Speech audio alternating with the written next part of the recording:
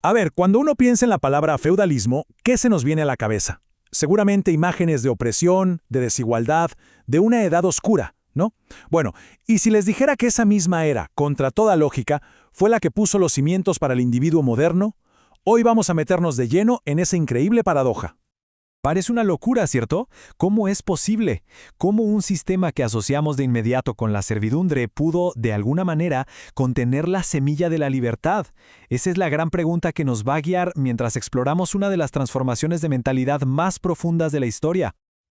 Ok, empecemos a desarmar esto. La visión general, la que casi todos tenemos, es que el feudalismo es la antítesis de la modernidad.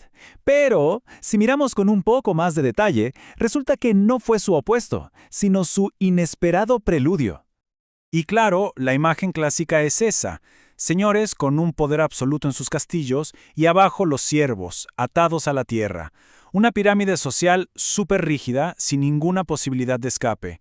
Y seamos claros, mucho de eso era totalmente cierto, no vamos a negarlo. Pero es justo aquí donde la historia da un giro que nadie se esperaba.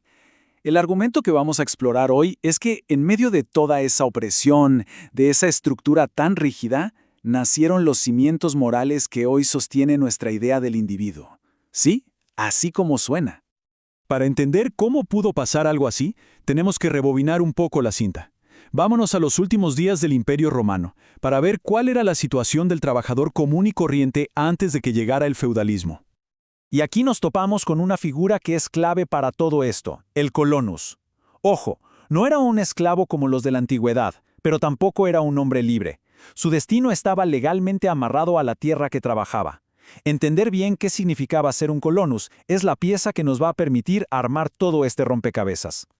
Miremos bien esta tabla porque las diferencias son gigantes. A la izquierda, el esclavo antiguo, el servus, era literalmente un objeto, una propiedad que se podía vender y separar de su familia sin más. No tenía ningún derecho. Ahora a la derecha, el colonus, sí estaba atado a la tierra, pero no era propiedad de una persona. Su familia estaba protegida por la ley, podía tener algunas cositas a su nombre, y esto es importantísimo, tenía acceso a la justicia pública. Era un pasito, muy pequeño sí, pero un primer paso hacia tener un estatus público. Y de repente, todo ese orden, frágil como era, se derrumba. Cae el imperio carolingio, y el caos que le sigue crea un vacío de poder tremendo.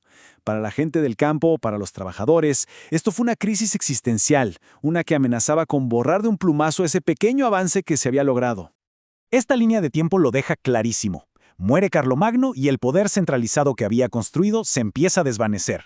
El poder ya no está en un emperador lejano, ahora está en el señor local, en su castillo recién construido. Para el año 990, en muchas zonas, la justicia del rey era prácticamente un recuerdo. El resultado, que estos señores locales, los seigneurs, acumularon un poder que hoy nos parecería de otro planeta. Eran jueces, recaudadores y verdugos, todo al mismo tiempo, dentro de sus tierras. El poder absoluto. Y esto nos lleva al momento crítico, a la pregunta del millón. Sin un rey o un emperador que les pusiera un freno, con un poder casi total sobre la gente que vivía en sus dominios, ¿qué iba a impedir que estos señores simplemente hicieran retroceder el reloj y trataran a sus trabajadores como simples esclavos, como si fueran de su propiedad? Pues la respuesta a esta crisis no vino de un ejército, ni de un nuevo rey. Vino de algo mucho más poderoso y más silencioso. Una revolución en la forma de pensar. Una revolución de las creencias, impulsada por la institución más influyente de toda la época. Ese obstáculo fue la Iglesia cristiana, y aquí hay que aclarar algo muy importante. La Iglesia no estaba en contra del sistema feudal como tal, pero sus creencias más profundas, las de raíz, eran totalmente incompatibles con la idea de que un ser humano pudiera ser propiedad de otro. El punto crucial está justo aquí, en estas creencias. A ver, pensemos. Si todas las almas son iguales ante Dios, ¿cómo puede un alma ser dueña de otra? Si el matrimonio es un sacramento sagrado, ¿con qué derecho un señor separa a un esposo de su esposa, a los padres de sus hijos? Y si la ley de Dios es para todos, entonces nadie, ni el señor más poderoso en su castillo, está por encima de ella. Y esto no era pura teología abstracta, para nada. Escuchen esta advertencia del obispo Teodulfo de Orleans, dirigida a la cara de la élite. Su sudor y su trabajo te hicieron rico. En el nacimiento y en la muerte eres igual. Era un recordatorio constante, directo, de que su poder terrenal no borraba su igualdad moral fundamental.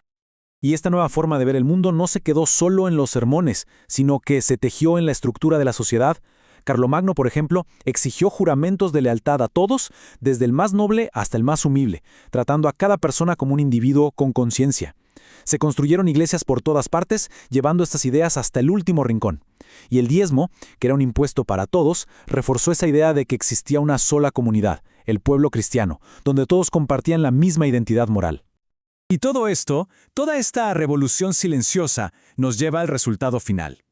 Estas ideas no se quedaron encerradas en las iglesias, saltaron al mundo real y provocaron algo verdaderamente revolucionario: el nacimiento del autorrespeto en la gente común. Y esto lo vemos de forma explosiva en el levantamiento de Normandía del año 997. Escuchen con atención las palabras de los campesinos que se rebelaron, porque son increíbles. Resolvieron vivir de ahora en adelante según su propio antojo. Se gobernarían por sus propias leyes. Esto ya no es una súplica de rodillas. Esto es una declaración de autonomía. Y aquí, justo aquí, llegamos al corazón del argumento. Las rebeliones de esclavos en la antigüedad eran, muchas veces, actos de pura y simple desesperación por sobrevivir. Pero esto era diferente. Era una protesta que nacía de una nueva conciencia, de un sentido del valor propio. No era solo desesperación, era autorrespeto. Lo que estaba muriendo lentamente era esa idea milenaria que había sostenido imperios enteros, la idea de que algunas personas nacen para mandar y otras para ser propiedad de alguien. Una nueva idea, la de la igualdad moral fundamental de todos, por fin comenzaba a abrirse paso. Entonces, para cerrar, nos queda esta pregunta flotando en el aire. ¿Y si nuestras libertades más preciadas no nacieron de grandes batallas por el poder, de ejércitos chocando, sino de una idea revolucionaria sobre el alma humana? Quizás la próxima vez que pensemos en la Edad Oscura, valga la pena recordar que en medio de esa aparente penumbra, una revolución silenciosa de la conciencia estaba poco a poco dando a luz al individuo.